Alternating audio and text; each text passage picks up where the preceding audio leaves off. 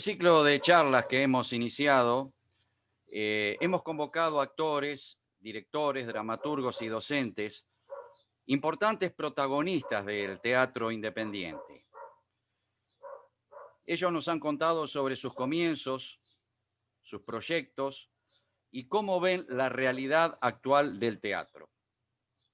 El protagonista de hoy tiene una muy importante trayectoria dentro del teatro y por eso es un gusto poder charlar con él.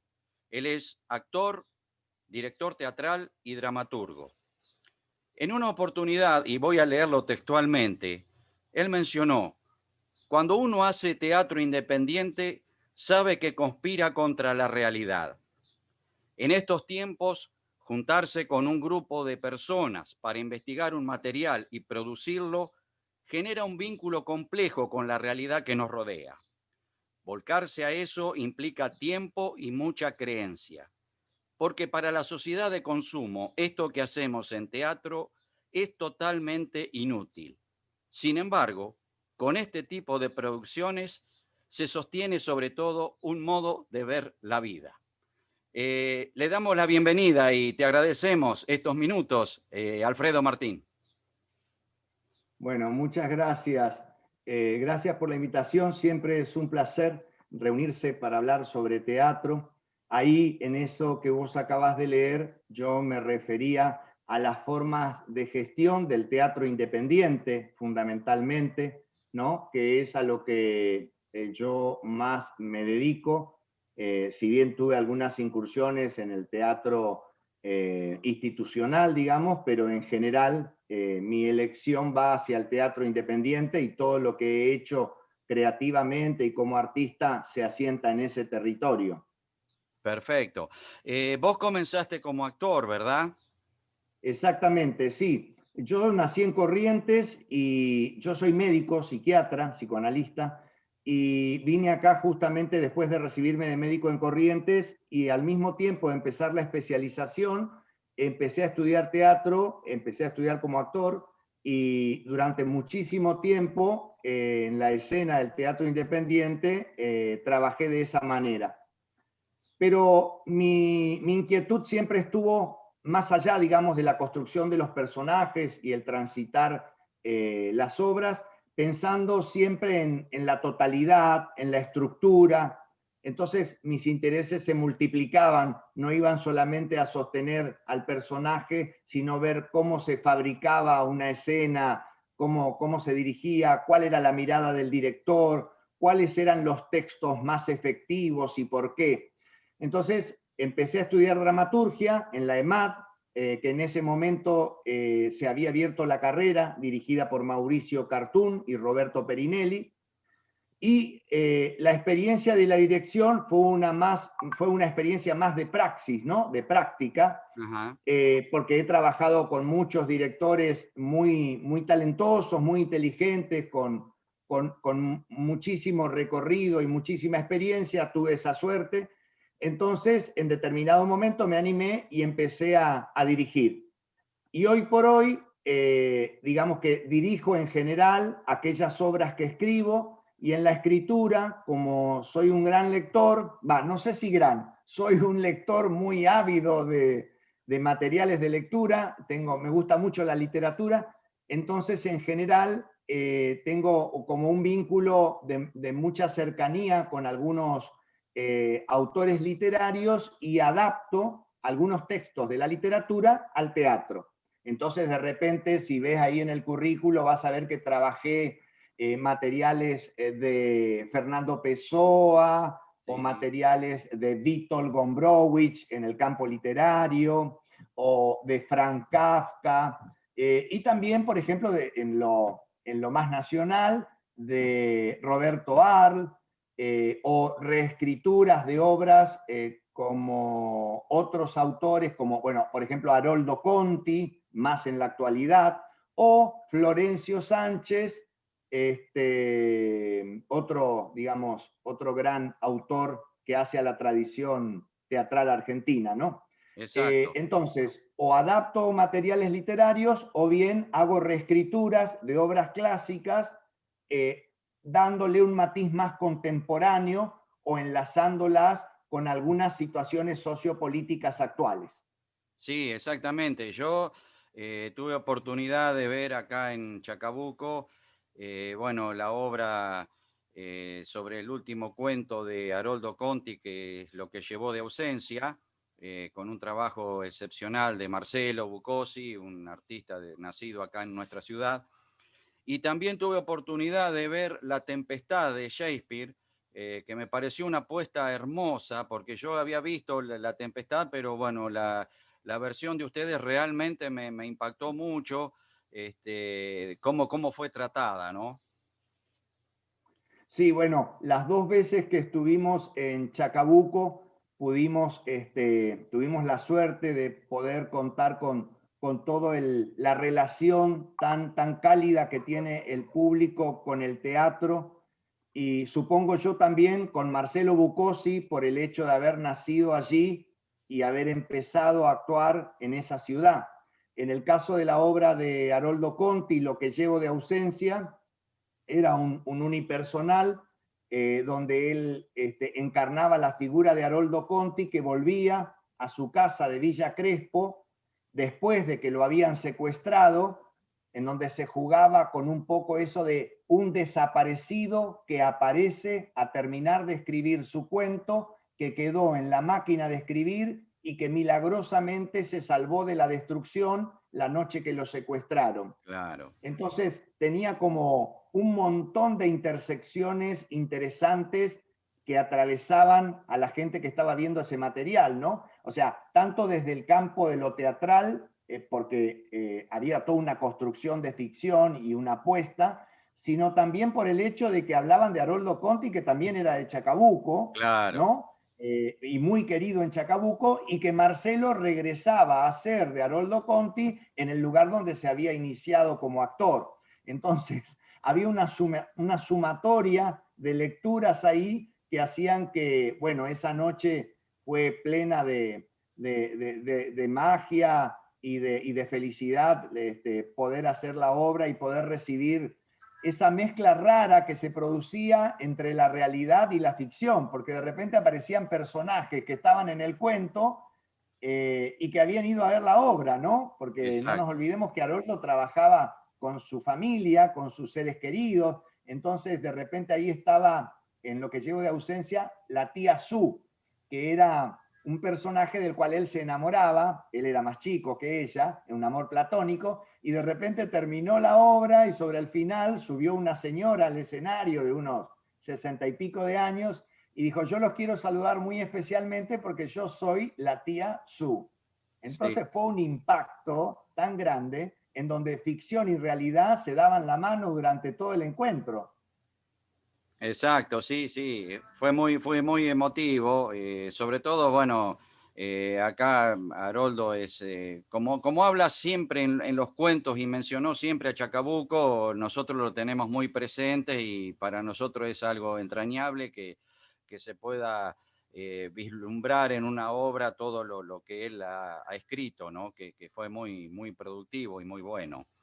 Em, Y cuando fuimos, perdón, y cuando sí, fuimos con La Tempestad, ya que la mencionaste, fue todo un desafío porque es una obra que tenía mucho despliegue y no sabíamos si íbamos a poder trasladar toda la estructura escenográfica que teníamos en Andamio 90, que es la sala de claro. Alejandra Boero, donde en general hace más o menos 15 años que yo hago mis espectáculos y los estreno en esa sala, que nos ha dado la oportunidad de experimentar y crear todo el tiempo. Entonces, cuando fuimos, fue un verdadero desafío, pero realmente el espacio del teatro italiano fue muy propicio para hacer una obra o una apuesta de esa obra bastante parecida y que funcionaba muy bien en relación al clásico de Shakespeare, La Tempestad.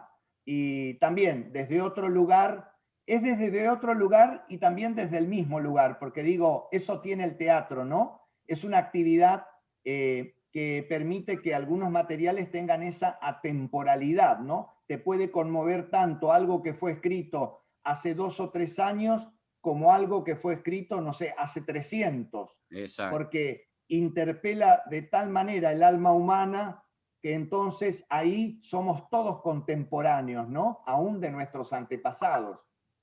Exactamente. Sí, yo quiero mencionar que en muchas de las obras que, o sea, que no he visto, pero he escuchado comentarios o inclusive algunas he visto por internet, como Abandonemos toda esperanza, una obra también sobre Florencio Esa fue Sánchez, ¿no? escrita a partir de la obra En En familia familia de de Florencio Florencio Sánchez. Sánchez. Y es un ejemplo Exactamente. de lo que te decía de hacer una reescritura de una obra clásica de otra época. Sí, sí.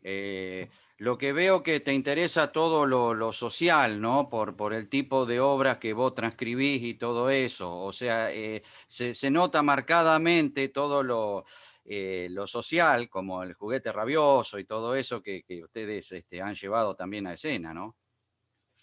Sí, a mí me parece que el teatro es una de esas disciplinas artísticas que más allá sin desmerecer ninguna, pero hay algo en el teatro que lo emparenta directamente con la vida, ¿no? No sé, tal vez la literatura también, pero como es algo hecho en soledad, porque el escritor escribe solo, ¿no? Y bueno, y vuelca a su mundo que después el lector lo va a descubrir y ahí lo comparte, pero lo comparte como a posteriori. En la función teatral me parece que hay algo entre el arte y la comunidad que están todo el tiempo juntos, ¿no?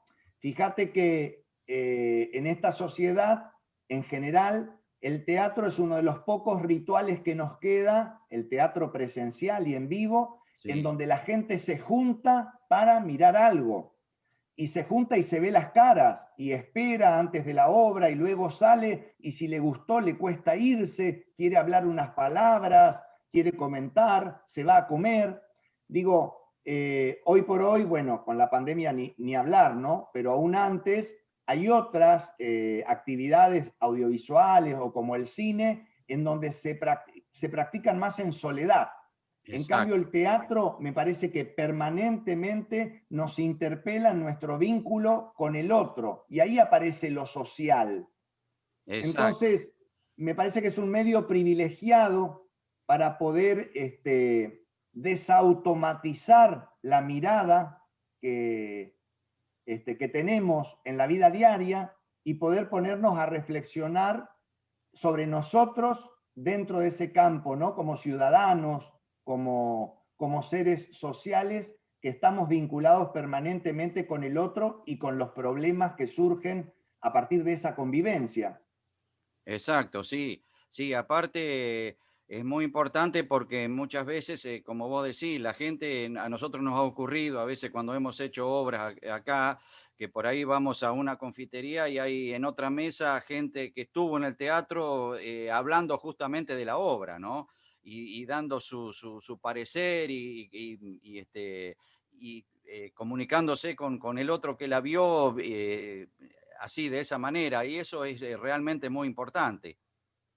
Me parece que el teatro reemplaza a la tribuna, ¿viste? A la plaza pública en la época griega, ¿no? En donde se trataban determinados temas por los ciudadanos y había como una polis, ¿no? Una comunidad, un grupo que pensaba acerca de sus problemas. Hoy eso acá no ocurre en el sentido de que, y también quizás es una crítica para el territorio de lo político, ¿no? Lo político partidario que se ha olvidado de eso, porque está muy Exactamente. absorbido por sus propios intereses, en general digo, esto en general. Sí, sí, sí. Entonces el teatro reemplaza un poco a ese campo de debate sobre lo humano, lo social y sobre la existencia la verdad de la existencia del hombre en este mundo, ¿no?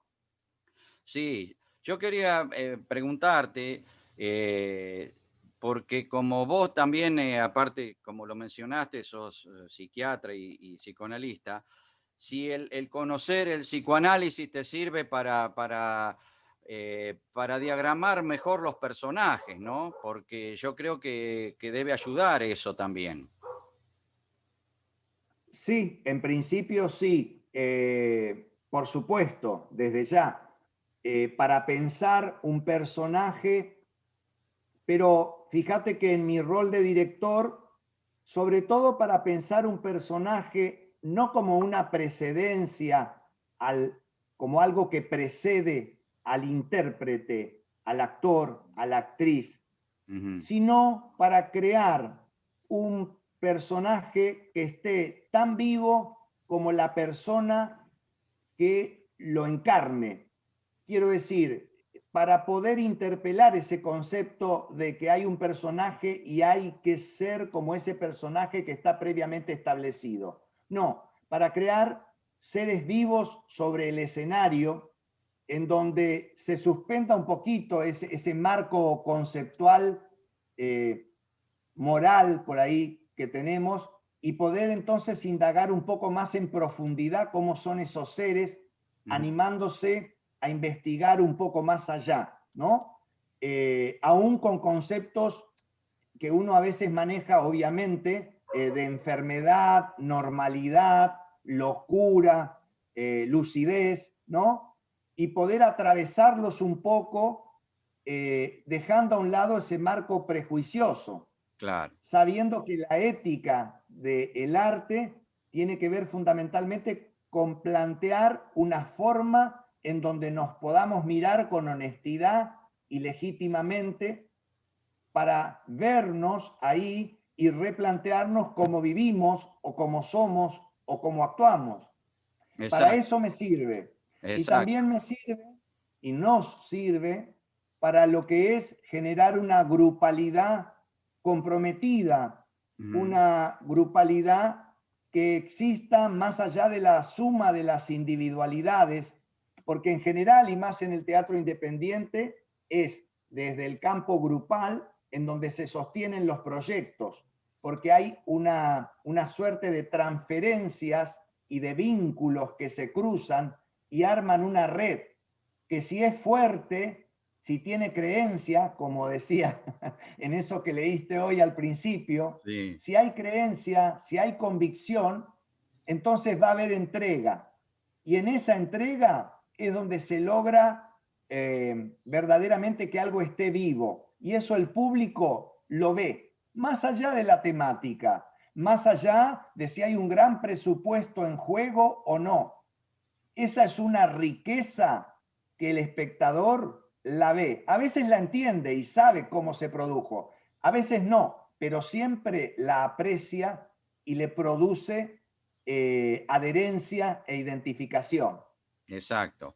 En este tiempo de, bueno, de pandemia que nos toca vivir, realmente uno se ha ido transformando de alguna manera y viendo cómo podía estar para seguir en la actividad y no quedarse quieto.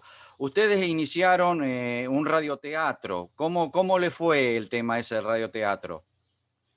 Bueno, fue una experiencia piloto. Claro. Fue una experiencia piloto porque no había, yo por lo menos no había dirigido un radioteatro. Había escrito un radioteatro hace como 10 años, pero no había dirigido nunca uno.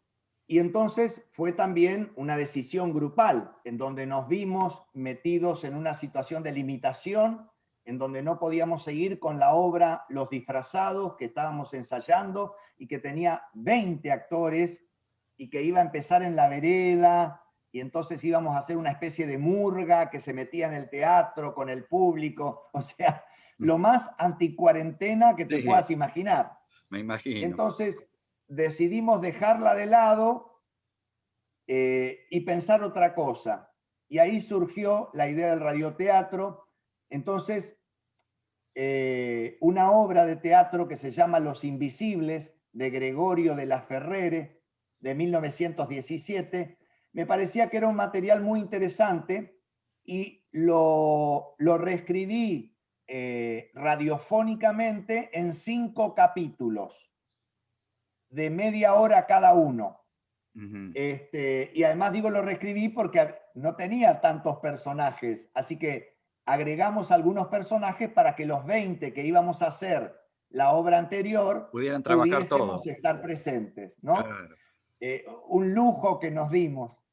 Y bueno, fue fantástico, porque un laburo tremendo, tremendo, porque no se trataba de poner la voz, se trataba de poner el cuerpo a través de la voz.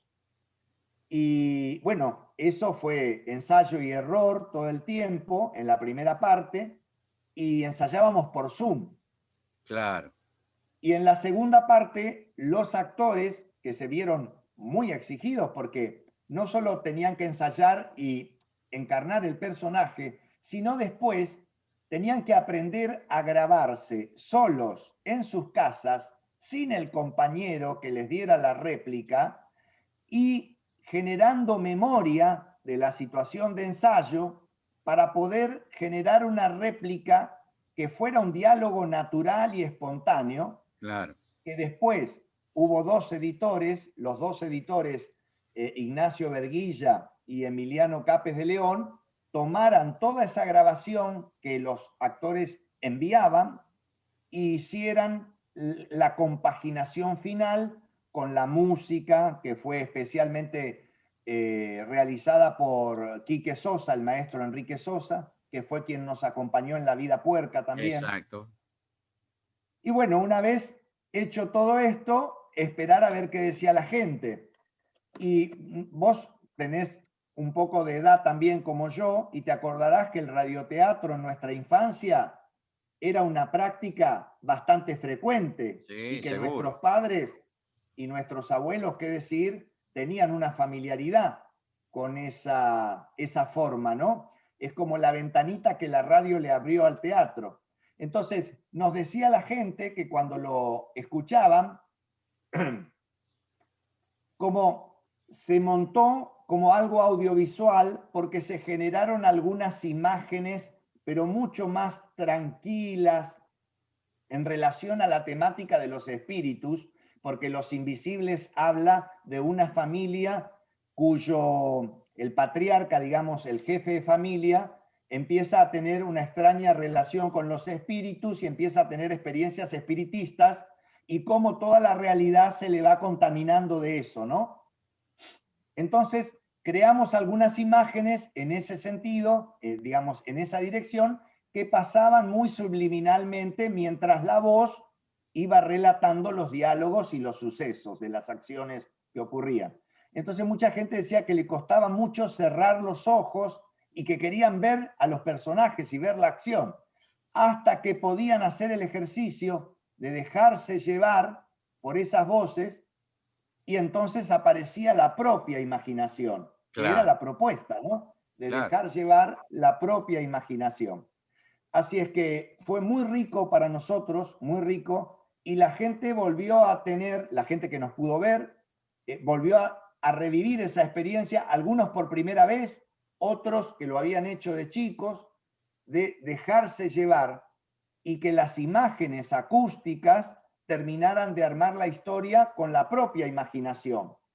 Exacto, sí, sí, porque la radio es eso, o sea, uno se imagina, se lo imagina uno, como no tiene una imagen que ver, se lo imagina uno, y eso es muy interesante. Yo me acuerdo cuando en mi casa yo llegaba de la escuela y al mediodía estaba la radio prendida con el radioteatro habitual, bueno, de Héctor Bates, de toda esa gente que hacía radioteatro en aquellos años, ¿no? Así que bueno, acá también en Chacabuco nosotros con un grupo de actores iniciamos un radioteatro. Ajá. Sí, sí, que se pasa en una FM. Y bueno, tal fue el éxito que ya nos pidieron que hagamos otro radioteatro más. Así que bueno, estamos tratando de armar uno nuevo. Qué Eh, bueno. Es muy interesante y creo que es fundamental, digo, si lo que yo pude rescatar como experiencia es esto de que el cuerpo esté a través de la voz, que no sea solo la voz, es decir, que los actores puedan realmente actuar cuando dicen lo que dicen, que pase por el cuerpo, que pase por un estado, ¿sí? Eso se escucha y se vive. Y el tema del trabajo de la edición, ¿no? El poder jugar con los ritmos, con los sonidos, de manera de generar ese universo de una manera creativa. fueron dos experiencias, o sea, el valor del trabajo de la edición y del trabajo de los actores. Además, se grababan creando, no sé cómo hacían ustedes si se juntaron, porque no sé tampoco cómo estaban ahí en No, no, Chacabuco, en lo qué hacíamos por fase con Zoom la también. pandemia. Lo Se hacíamos grababa cada uno. y Claro, después, a nosotros nos habían enseñado, por ejemplo, algunos se grababan adentro del ropero para generar una acústica, otros debajo de los tender con la ropa tendida para también generar un rebote del sonido. Así que fue toda una experiencia. sí, sí, fue más o menos como nos ocurrió a nosotros también. No, te quería decir que es muy importante, nosotros acá contamos también con una persona que nos diagramó todo y hizo todo la parte de sonido y todo, porque bueno, había que crear un clima. Nosotros le tenemos que transmitir al oyente con música, con sonido y con las voces, todo un clima. Así que también ese fue un trabajo muy importante por alguien que, bueno, tiene experiencia en eso, porque nosotros de eso, de parte tecnológica, no conocíamos nada, por supuesto. Claro, claro. Bien, yo te quiero hacer como una última pregunta y agradecerte desde ya que me hayas brindado estos minutos. He visto que ya han comenzado, por lo menos el teatro comercial, a tratar de hacer algún tipo de obras y tratar de ver cómo poder reiniciarse otra vez con ciertos protocolos. A mí me parece, por lo menos lo que yo puedo interpretar, y no sé cuál será tu opinión, que en el teatro independiente es más difícil ese tema, porque el teatro independiente no cuenta a veces con la cantidad de localidades que puede tener un teatro comercial, cantidad de butacas y bueno, armar ciertos protocolos me parece que va a ser más complicado para el teatro independiente, ¿no? Sí, efectivamente. Creo que tenía que abrirse la posibilidad de que el teatro volviera, porque si no estaba estigmatizada esa actividad, habrían los gimnasios, habrían los shopping, habrían los bares, pero del teatro no se hablaba, ¿no? Como si el teatro fuera más contagiosa que otras actividades. Sí, sí. Entonces, me parece que es un paso el que se dio con la apertura de los teatros, la elaboración de los protocolos. Ahora, ¿qué pasa? Esto que vos acabás de formular.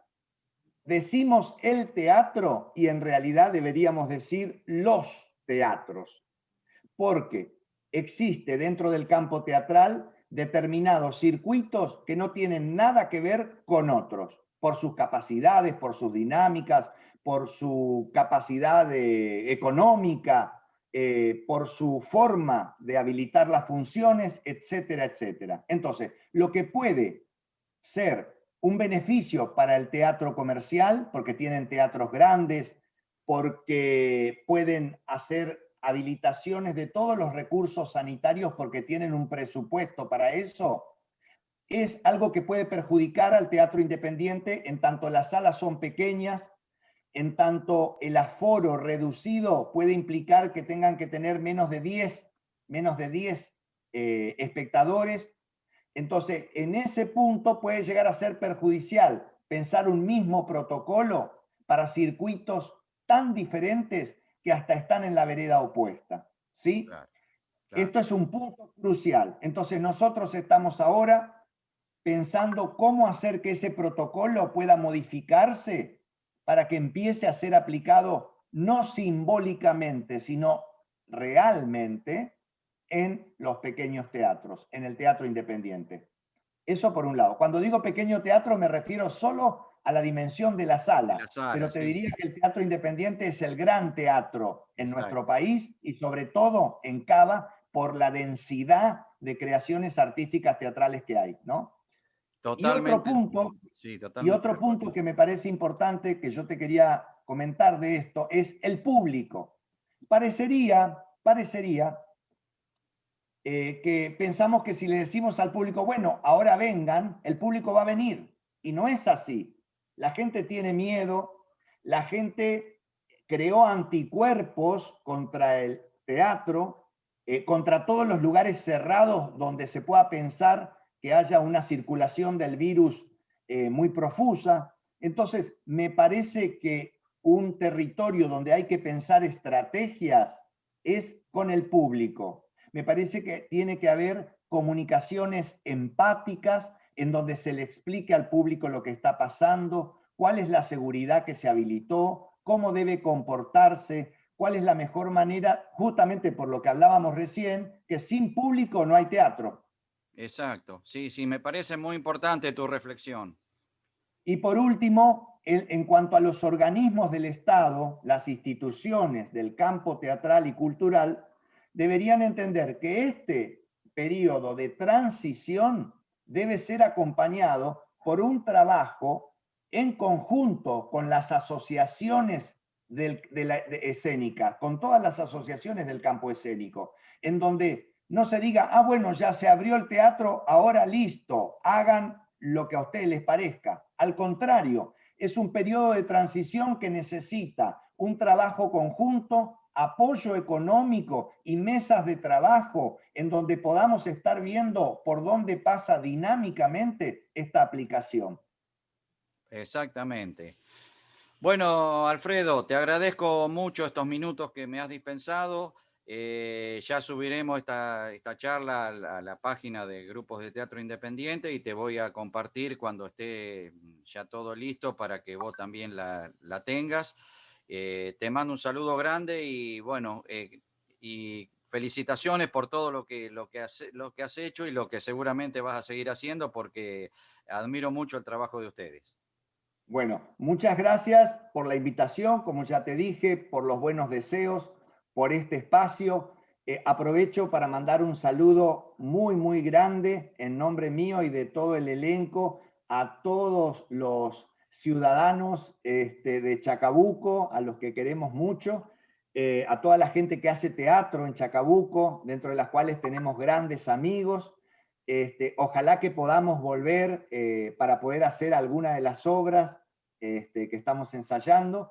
Y creo que tenemos que seguir resistiendo, viendo por dónde seguir conectados con el teatro. Es un tiempo para pensar cómo hacemos nuestra actividad y para no dejar caer los brazos. Vamos a seguir haciendo teatro y no digo vamos a volver porque considero que nunca nos fuimos, que siempre estamos ahí porque el teatro somos nosotros, los que lo hacemos. Exactamente. Te mando un gran abrazo, Alfredo. Gracias. Hasta luego.